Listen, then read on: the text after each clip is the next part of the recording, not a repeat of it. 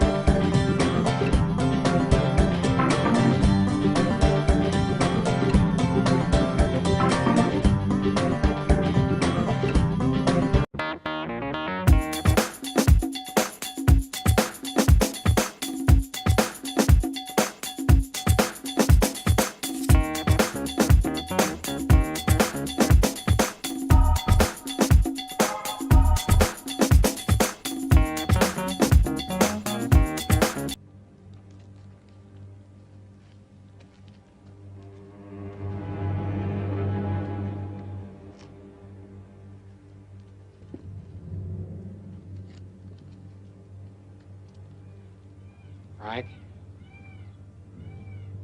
Hit the dirt!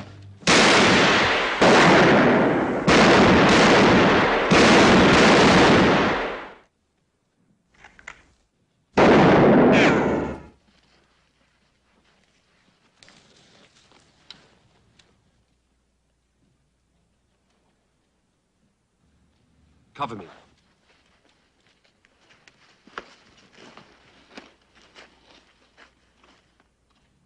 Shotgun!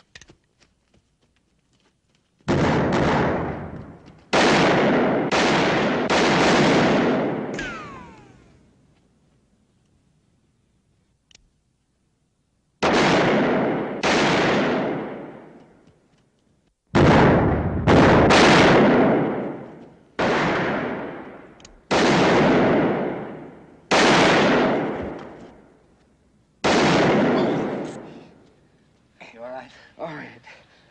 All right.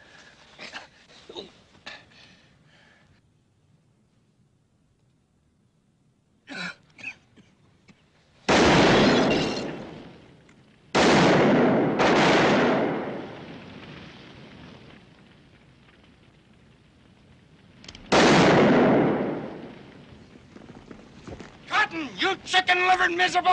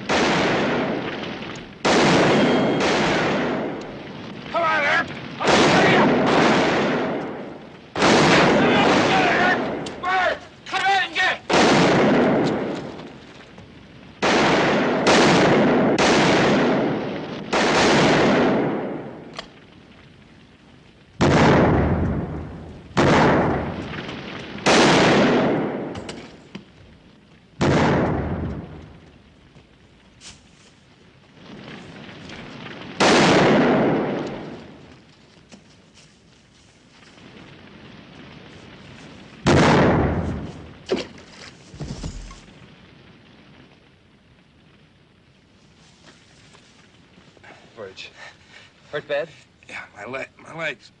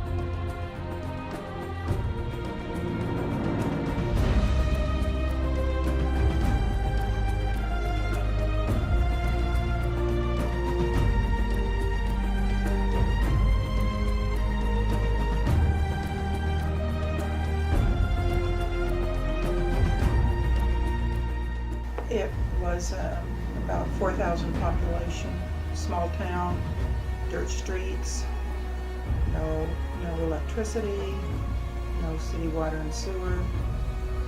Basically, a frontier town out on the plains.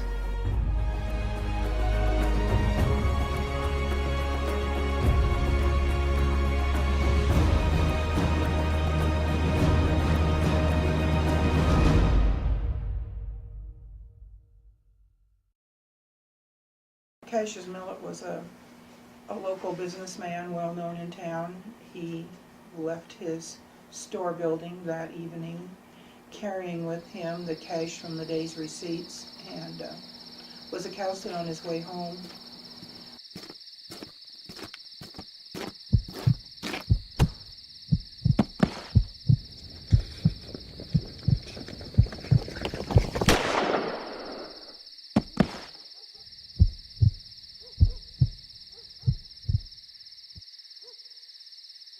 When he resisted and ran, he was shot in the back. He lived through the night and into the next day.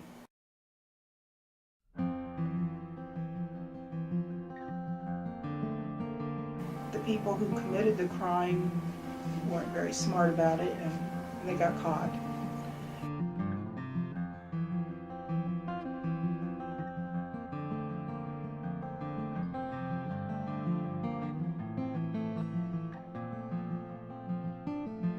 Local people were understandably very upset. This was a small town. Everyone knew everyone. And so everyone in town, and especially since he was a grocer, everyone in town knew him. He had a wife and small children. And so the entire town is understandably quite upset about his murder. Rumors spread that there would be a lynching. And so they were sent to Lincoln for safekeeping.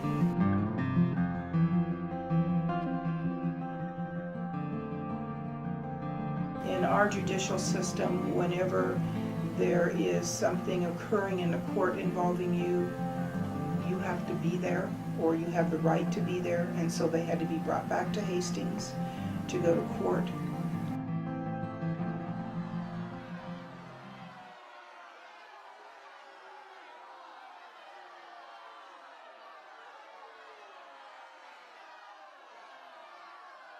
The lynchers broke in and dragged them out. The railroad trestle was located at approximately 9th and East Side Boulevard.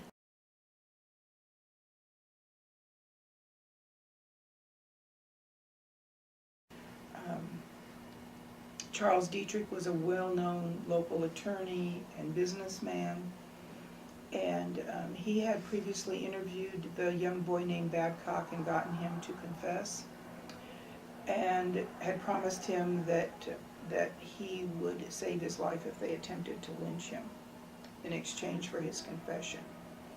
Dietrich had asked to be deputized by the sheriff, and he was present in the stone block, followed the Gang of 33, or the Committee of 33, to the railroad trestle, where he gave an impassioned speech and convinced the crowd not to lynch the young man named Babcock.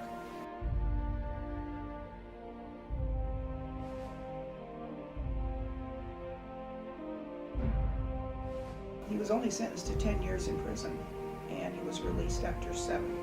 We really do not know what became of him after that.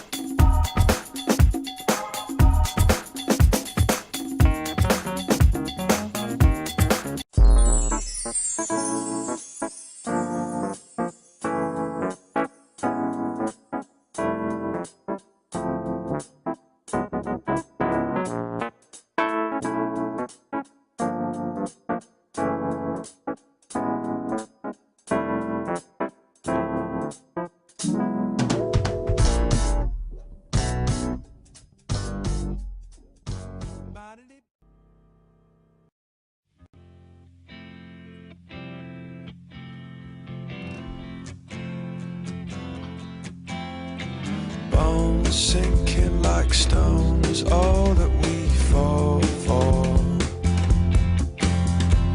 Homes, places we've grown, all of us are done for. And we live in a beautiful world. Yeah, we do, yeah, we do. We live in a beautiful world. Bones sinking like stones, all that we fought for. Places we've grown, all of us are